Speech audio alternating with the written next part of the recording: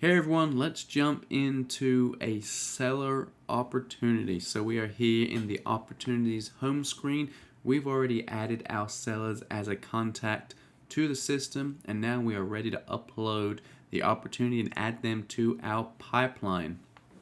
So we are going to come in the opportunity screen to create opportunity.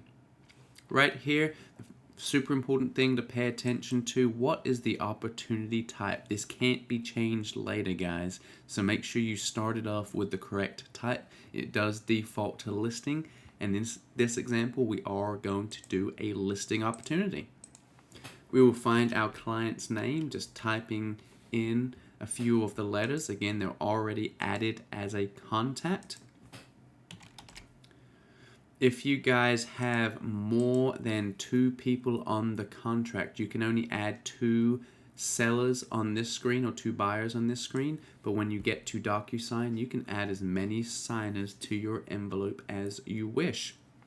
On the opportunity name, make sure that you are putting the street address here. That way it's easier for compliance and your market center to search for it. You can put in their name or whatever you need to refer to it as after that as well. So we can give it the system a little bit of information just here. What's the list price going to be? Commission rate, what phase and stage would we like to add them to in our pipeline?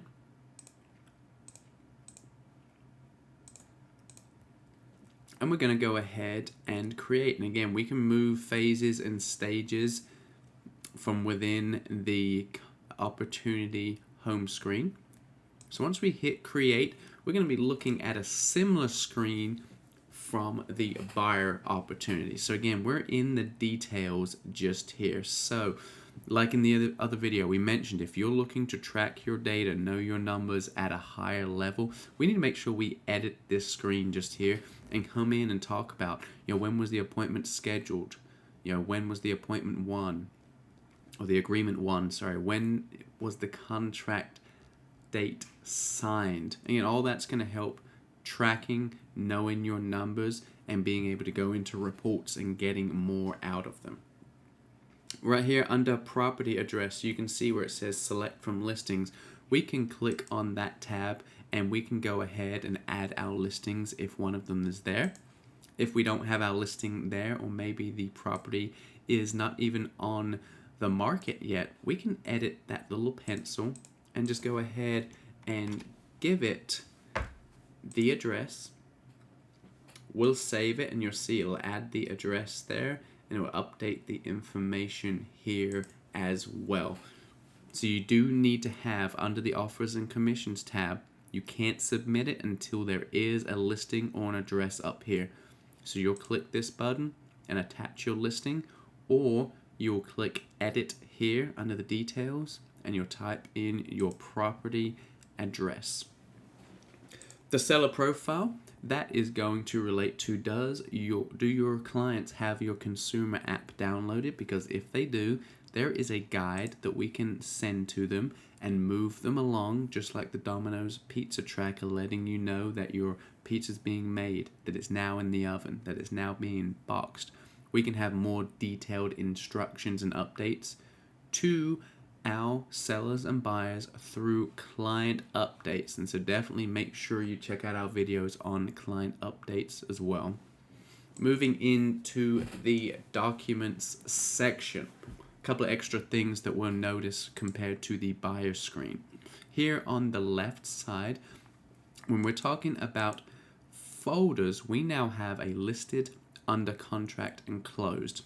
When doing a buyer opportunity, it says consultation, under contract, and closed. And so the listed folder just here, those are going to be the documents that are between you and the sellers. So some examples of that, the MLS printouts. Why do we have an MLS printout? Well, we have the seller initial that printout so that they've read over the information we're disclosing about the home on the MLS, and they're agreeing to it and saying, I've reviewed it and it looks accurate to me. Just something that can protect you further down the road. The listing agreement, you guys can see right here, some of them are conditional, depending on whether your situation calls for it or not. Required. We can't represent a seller without a listing agreement, so there'll never be a time where you have a seller opportunity without a listing agreement attached. Now, we're always going to require the wire fraud disclosure, letting the sellers know I'm never going to send you wiring instructions. And of course, our sewage and septic disclosure and waiver. The main object and purpose of that document is the seller is disclosing to us whether the home is on septic or whether it is on street sewer. Super important that we have the sellers disclose that information, because if it's ever disclosed wrong, we want the source of that information to be the seller and not you, the agent, looking it up on tax records, okay? And so, moving up to the top, super important thing to pay attention to. What does this button right here say? It's either going to say start a transaction or it's going to say go to a transaction. Right now it says start a transaction. So what that means is I don't yet have a DocuSign room created and attached to this opportunity just here. So if I were to click this opportunity, I'm ready to send an agreement to my seller to sign, and you'll notice we hit create and it matches name wise to how I created and named my opportunity. So from right here, I'm just going to add a couple of documents real quick. This is not a DocuSign video, but I'm just going to go ahead and attach these documents. You see they are appearing in my room. If I hop over here into command, for example, let's pretend that this is a listing agreement. When we hit add a file here on the right side, we have an option to add a file here or attach multiple files. We'll look at both options. Once we select one, you'll see it gives us a few options. Would you like to upload it manually? That basically means a file stored on your computer, or maybe you just downloaded it and you can drag and drop it in. DocuSign, let's select that option and we'll see all of the forms, contracts that we just added to that DocuSign room. So let's pretend that this is my listing agreement just here. I'll select it and I'll hit assign, and you'll see it is now attached to my listing agreement slot. One thing you'll also notice is as soon as I added a document, this submit to MC, submit to Market Center button went from gray to blue. So I'm now able to submit that file. And guys, you need to be submitting every folder when it is ready to be submitted. So on the listing side, as soon as you take that listing, you're creating an opportunity and you are submitting your paperwork to let your Market Center know I now have a listing. You just hit submit, and compliance will be ready to review it for you. If we come over here to the under contract folder, you'll see there's a lot more choices we have inside of this folder compared to the listed one. And this time we're going to go ahead and hit attach multiple files.